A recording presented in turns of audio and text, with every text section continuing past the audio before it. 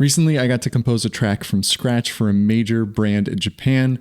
Let's talk about it. So first, I want to give you guys kind of a background on how I was able to do this. I don't know if I've really shared it on this channel, but aside from doing these production videos and coaching, which you could find in the description, I make music specifically for brand campaigns. I was introduced to this world about a year ago from a channel here on YouTube called Z & Co. To give you a little background on what Z & Co is, it's a bespoke music production company that makes music specifically for brands, and they also have an academy where they teach musicians exactly how to do that. And they don't just teach musicians, they guide musicians. They're there pretty much every step along the way. I followed the plentiful resources that are out there on YouTube, and I even reached out to the man himself, Tommy Z, just to be like, hey, thank you so much for all this free resources. We ended up having several conversations and just clicked immediately. And just to provide full transparency, I also started working with the academy doing background operations. But I was able to take the masterclass and it truly blew my mind. There were so many lessons beyond the free training that I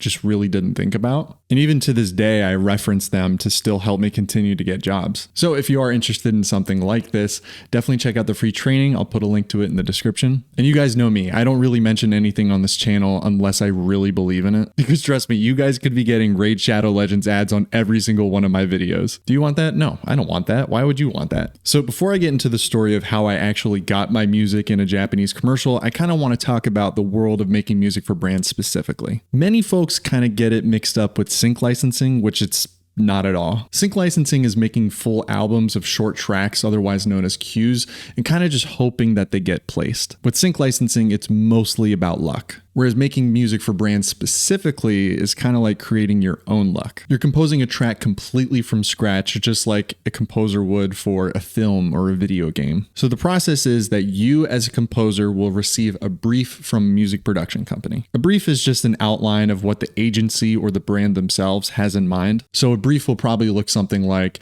hey, we want a short 30-second track that's fun, it's vibrant. At the 20-second mark, it has this change or it stops, and so on and so forth. Sometimes briefs can be like really dynamic and really specific, and a lot of times as well, the brief will just be like, just see what you could do. But your job as a composer is then to carefully craft exactly what fits the vibe. Once you have your demo from the brief, you then submit that to the production company. The production company will then submit that to the agency. And then at that point, you as a composer will just hope that it goes final. The really cool thing about this is after you submit a demo, you get paid a demo fee. So even if your track doesn't go final, you still get paid. Typically, demo fees range around like $250 to $300. So you figure $250 for 30 seconds of music. That's not bad. And then there's also the final fee. So if the ad agency likes your demo enough, they'll be like, yeah, this is the one, let's do it. I personally have been sent briefs that kind of range from $1,000 to $30,000. And the crazy is some of those ones that are like $10,000 to $30,000 are just for a sound logo. And those are between like 3 to 5 seconds of music. The payouts can be absolutely insane for win fees. Now, let's talk about the elephant in the room. The one thing that most people have a problem with in this line of work is they feel that it lacks soul. The number one critique that we get when we tell people about this world is that making music for brands takes away all the great things about making music. And I disagree.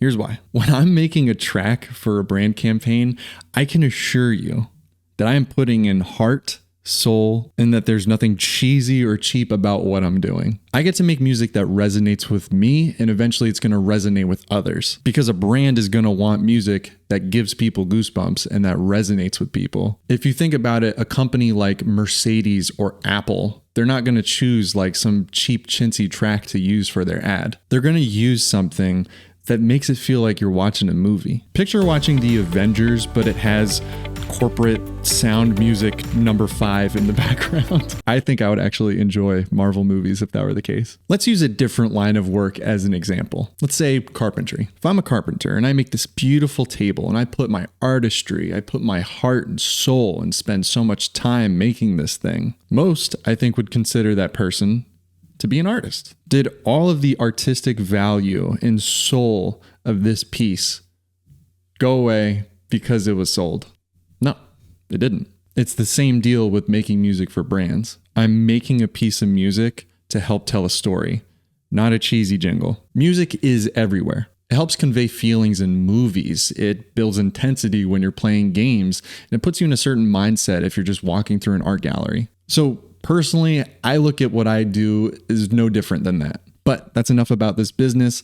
Let's talk about the project itself. So the brief that was sent was wanting a track that was very ominous, and it had a little sense of a mystery to it. I can't show you the exact references that were sent because when you get sent these things, they stay internal. You're not really allowed to share it outside of that, even when the project's done. So I was given that guidance, and I was also given a reference track. And here's what I made. So it was a relatively simple track. Right around here, there was this windup that they had. Everything was in black and white, and then there was this buildup, and next thing you know, everything was in color. So I'll just go ahead and play the song.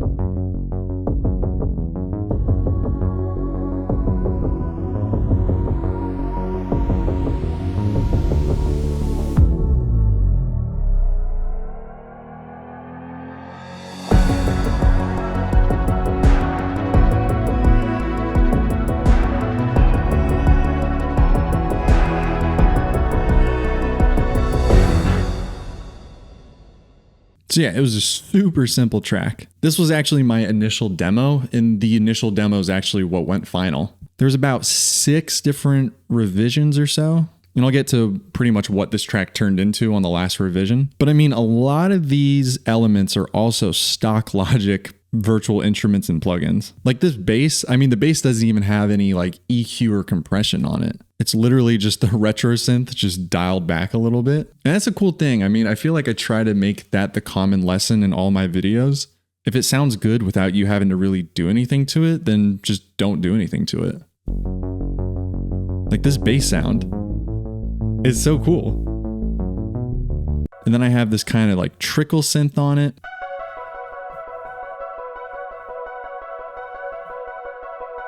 And for that, I have these 2 really awesome Baby Audio plugins. These are both freebies, by the way, so you can go check them out, pick them up, play around with them. But one is the Magic Dice. It's pretty much a randomizer, so it'll do like a random chorus, reverb, and delay. Like it's so bizarre. But it's such a great creative tool because if you just have this synth that you're playing around with and maybe you're a little stuck on it, you don't know where it should go, you can throw this on it and it just randomizes it and it turns it into something completely different. And then I have this magic switch with, it's just a chorus, but it just widens it. It emulates like that old Juno chorus. So it's not like I can change anything about the chorus other than the actual mix. Just to show you the difference, this is without it. Just sounds good, but then with it, it just widens it up. And then the actual percussion, like I said, it's just a bunch of stock Logic plugins. I just wanted it to be very dynamic and just moving, you know? Like I especially love these little rims here. They just make it so like dynamic. And then overlaid, I have these just beautiful strings. Not my string arrangement is beautiful. The samples themselves are beautiful. But they come from Spitfire Audio's originals. These are intimate strings, so this is what the first layer sounds like.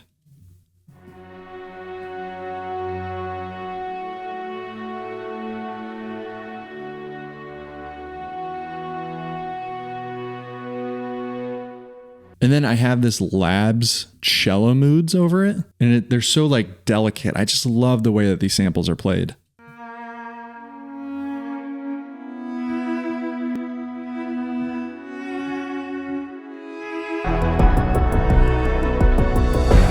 And then at the end, I had these strings and organ that are layered, just a little like, just makes it kind of sharp and cool at the end. The only real challenging thing about this project itself, so around here, like I said, there was this break. So we see that the whole song itself is 170 as far as tempo, and they had a very precise time that the wind up and the break was. I don't know any better way to time that. So I literally automated the tempo so that by the time the beat came back in on the 1, it would be exactly where they wanted it to come back in. I know I just horribly explained that, but yeah, I had to find a tempo to where, okay, by this second, which was 18 seconds, the beat would come back in. So that was definitely a challenging part. So like I said, there were several different revisions. And usually with revisions, it's not like there's something necessarily wrong. They just want to try other things to see if they work. When you submit the main demo, it's not necessarily produced 100%. I mean, thankfully in this instance it was, but usually they just want a general vibe and general direction for where the project can go. So this was revision number 5, and the direction was that they wanted just a lot more melody and a lot more dynamics to it. So this is what I submitted.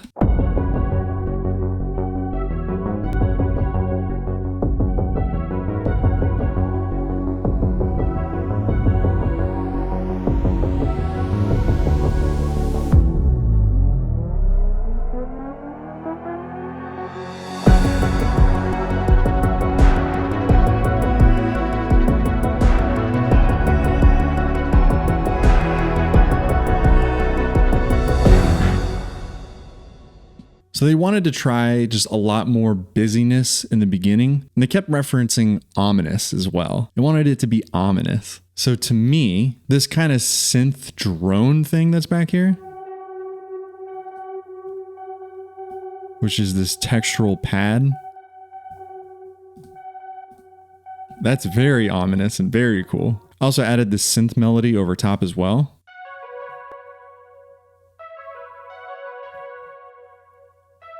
But they, again, decided this necessarily wasn't really the vibe and that the original demo just is what worked. And now for the moment you are all waiting for, the final itself. こ